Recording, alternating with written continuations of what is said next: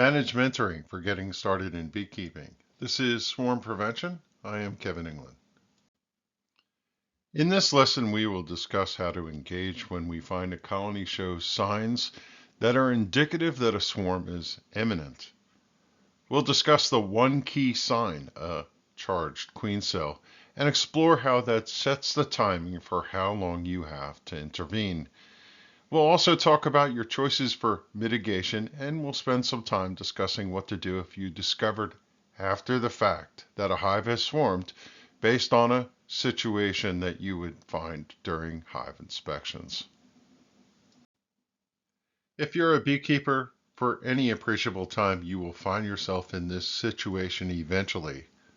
You do a hive inspection and you'll find swarm cells.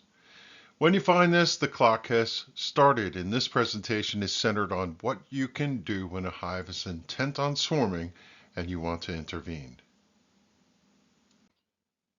An imminent swarm is in play if you inspect a hive and you find queen cells underway, as this is a key indicator. The first thing you have to do is assess that the cells are for swarming. Take a moment to look at the operation of the hive. If you're at the beginning of the season and things are booming, then chances are the hive's in a swarm posture. However, if you find the developing brood pattern is not going well, then perhaps these replacement queens are present to fix the situation of a failing queen. Let's presume that the hive is intending to swarm, and we can explore our options of what we can do to rectify that. The first consideration is to read the situation properly. If you find a queen cup, like the one pictured on the screen, this is common and not a problem. It's not until there is an egg or larva charged in the cell that it has become an issue for you to consider swarming. However, when the cell becomes charged, the clock is ticking because we can consider biology to know how long we have to intervene. When the egg is deposited, that can be considered day 0. The initial time to consider is 8 days. From the time the egg is deposited to the time the cell is capped is around 8 days. Why this is important is that swarms generally issue when the queen cells are capped. The likelihood of the swarm casting off gets higher and is very high as soon as the queen cells underway are capped. It's rather ironic that the most successful approach to stop a swarm is to perform an artificial swarm or swarm for them. You would take a split from the colony and beat the colony to it by giving them what they wanted in the first place, which is relief from congestion and moving the queen out and allowing the daughter to take over. Now, yes, this does require a second piece of equipment, and you'll be hosting a second colony and all that comes with it. This is going to lead you to different options, though, to recombine later, and we'll talk more about that as the lesson progresses. When you're in the window to act, you could potentially go another route. You could try to intervene by going through the frames and crushing all of the capped queen cells. The premise of this technique is that the colony is going to recognize that those cells are no longer viable and they're not going to swarm.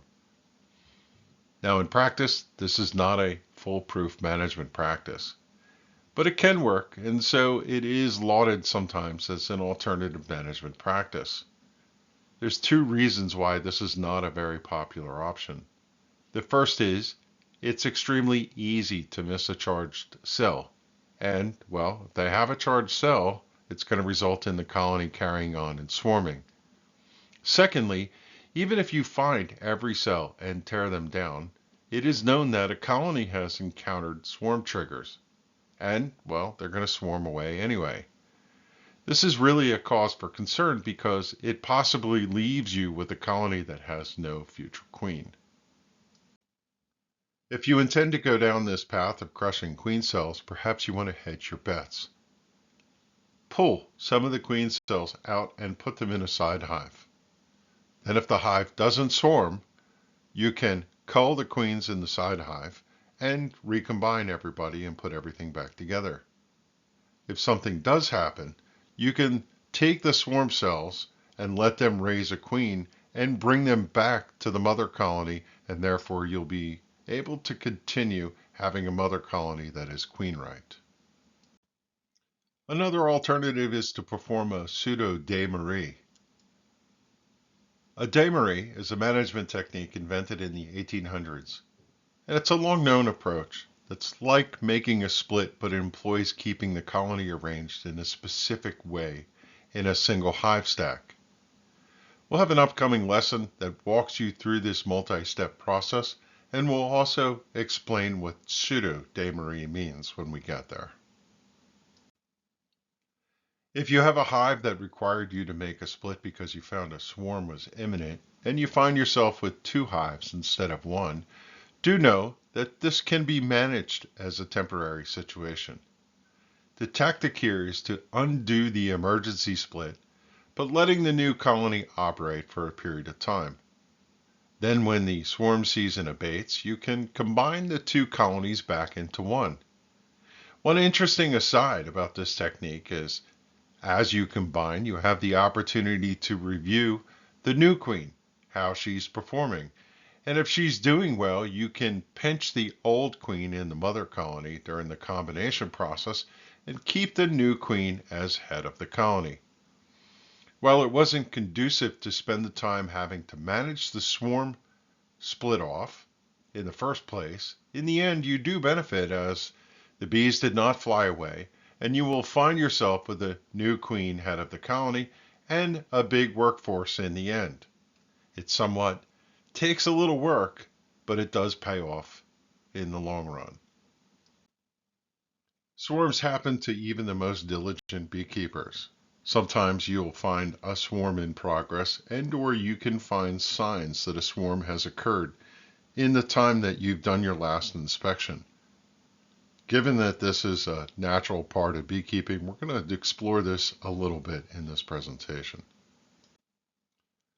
This is what you may encounter. You'll hear the unmistakable sound of a large contingent of bees flying and witness the departure. Your best course of action, should this occur, is to have swarm traps set out on your property with some old comb in them. If you're lucky, the bees, the scout bees, have been scouting your location, and they'll move right into the ready-made hive equipment that you prepared. Early in the spring, as the season is breaking and you start to see buds on the tree, that's the best time to put swarm traps out. And if you happen to encounter bees flying around like this, hopefully they'll be moving into your equipment. The truth is, many of us have lifestyles that take us away from our hives. And as such, sometimes you'll learn of the swarm after the fact.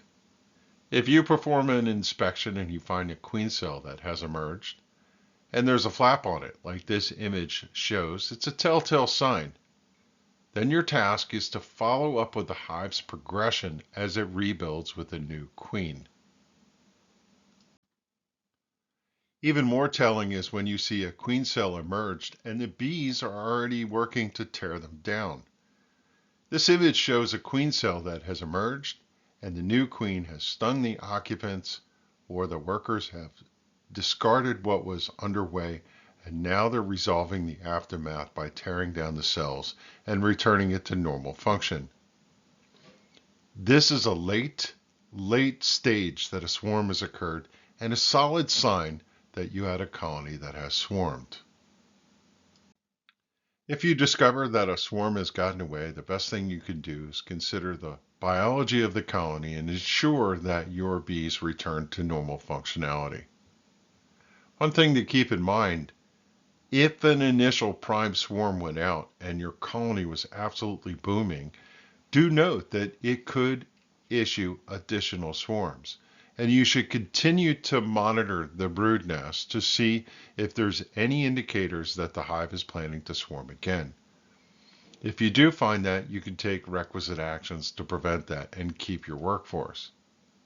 Now, more than likely, when the hive swarms, the colony will begin to rebuild. This means that the new queen in the colony will go out and get mated, and from that standpoint, your job is to make sure that mission gets accomplished. You're going to watch for 3 to 5 weeks for that queen to go out, get mated, come back, get acclimated, and start to lay and build a good brood pattern. If for some reason, over a period of time, you do not see the restart of the colony, then put yourself on watch, see if the queen ends up answering the call, and if she doesn't, enter into the process of requeening the hive to make sure that the colony remains viable. Before I close this down, I want to take the opportunity to say that even as a brand new beekeeper, you need to be careful that your hives do not swarm. You want to make sure that you give them plenty of space and don't overfeed or do things that could lead your colony to be disenfranchised with what the space is you provided. Make sure you stay ahead of the bees and give them plenty of room to grow. In addition, as an offensive tactic, you could put some boxes out on your property, even if you're just getting started out. When you start a hive, you usually start with one box on a bottom board under a roof, and you have some spare equipment. You could put together some frames and put one of those out in your yard. Additionally, if you started with a nuke and you have a spare nuke box now that they were delivered in, you could put a couple frames and put those out. If by chance your hive happens to swarm, and sometimes brand new hives, brand new colonies will swarm. They don't find your equipment palatable for some reason. They could move into the box that you set out. A good offense is a great defense. Additionally, we'll be talking about this, as said, in an upcoming lesson about swarm captures and swarm traps. So swarm prevention, it's really about catching the swarm that's tending to leave and doing something about it in the moment. It requires timing and due diligence on your part to keep them from swarming away. But to that end, I practice good offense. And I'm going to show you a clip of a swarm trap that sits next to my garage, and you'll notice the bees moving in. It's a fast forward clip, and it's an indulgence. I don't usually do these in this presentations, but one of the things I want you to note is the bees that are casting off scent, and that brings all the bees that are flying into the box. And it's a rather cool looking pattern that I had to share of how they swirl as they go in the entrance of the swarm trap. Enjoy.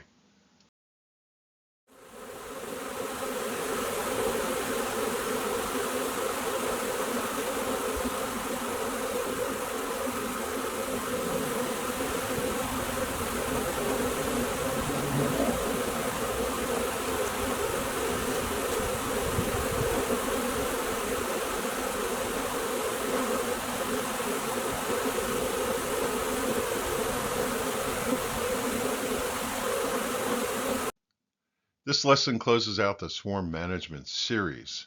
We now turn to a handful of lessons on the topics of making splits. When we finish out the split topics, we'll go back to that lesson just mentioned about capturing swarms and working with swarm traps. If you have questions, you can ask at our next online session. You can also send an email to the address on the slide. If you're watching from YouTube, you can leave a comment below. Thanks for watching. We'll see you at the next lesson.